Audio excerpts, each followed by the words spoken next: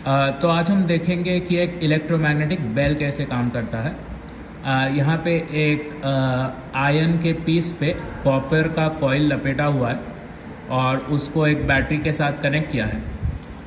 जब बैटरी में से करंट ये कॉइल में पास होगा तो ये कॉइल एक टेम्पररी मैग्नेट बनेगा। इसको ही हम इलेक्ट्रोमैग्नेट कहते हैं।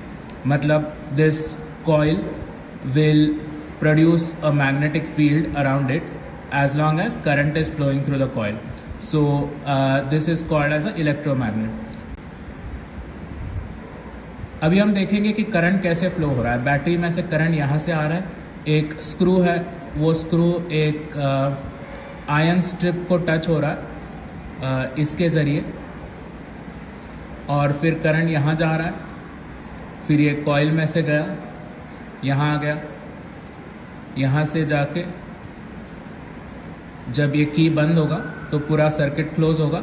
इस तरह से करंट पास हो रहा है यहाँ से यहाँ through the coil and this way. तो जब तक इसमें से करंट पास हो रहा है तब तक ये कॉइल मैग्नेटिक फील्ड जनरेट करेगा और एक इलेक्ट्रोमैग्नेट बनेगा। जब ये कॉइल इलेक्ट्रोमैग्नेट बनेगा, ये जो आयन का स्ट्रिप है ये कॉइल की तरफ अट्रैक्ट होगा। जब कॉइल की तरफ अट्रैक्ट होगा ये भी आगे मूव होगा। ये जो मेटल का पीस है वो भी आगे मूव होगा जो स्क्रू के साथ कांटेक्ट में है। जैसे वो आगे मूव होगा ये जो स्ट्राइकर है वो गोंग पे जाके हिट होगा और वहाँ पे अपना बेल एक साउंड जनरेट करेगा।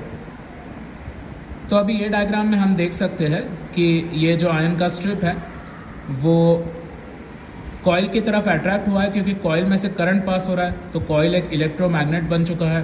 तो ये आयन स्ट्रिप इसके तरफ अट्रैक्ट हुआ। जब ये अट्रैक्ट हुआ यहाँ पे स्क्रू और इसके बीच में कांटेक्ट टूट गया, पर उसके साथ साथ ये स्ट्राइकर भी गोंग को स्ट्राइक कर चुका है। तो जब ये कांटेक्ट ब्रेक हो गया तो सर्किट खुल गया। That means the circuit became open और the circuit broke. When the circuit breaks the current can no longer flow. When the current stops flowing, ये इलेक्ट्रोमैग्नेट अभी मैग्नेट नहीं रहा है, ये कॉइल अभी मैग्नेटिक फील्ड नहीं प्रोड्यूस कर रहा है, क्योंकि उसमें से करंट बहना बंद हो गया। क्यों बंद हो गया? क्योंकि यहाँ पे कॉन्टैक्ट ब्रेक हो गया, सर्किट ब्रेक हो गया। तो जैसे ही ये कॉइल मैग्नेटिक फील्ड प्रोड्यूस करना बंद करता है, ये आयन स्ट्रिप उसके तरफ अभी अट्रैक्ट नहीं होगा, तो वो वापस आके उसके ओरिजिनल पोजीशन में जाएगा। मतलब वो वापस अभी यही पोजीशन में आ गया, वापस कॉन्टैक्ट स्क्रू के साथ चिपक गया।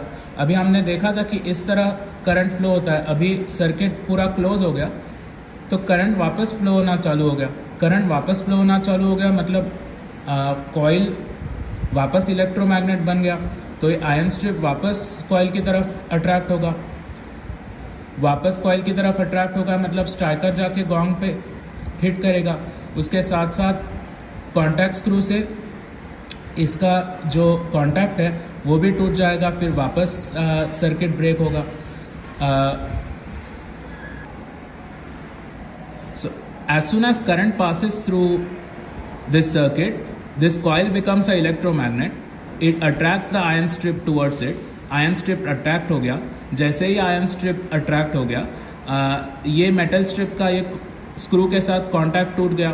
contact टूट गया मतलब सर्किट ब्रेक हो गया। So the coil loses its magnetism. तो coil अभी इलेक्ट्रोमैग्नेट नहीं रहा, तो this ion strip doesn't get attracted towards the coil anymore.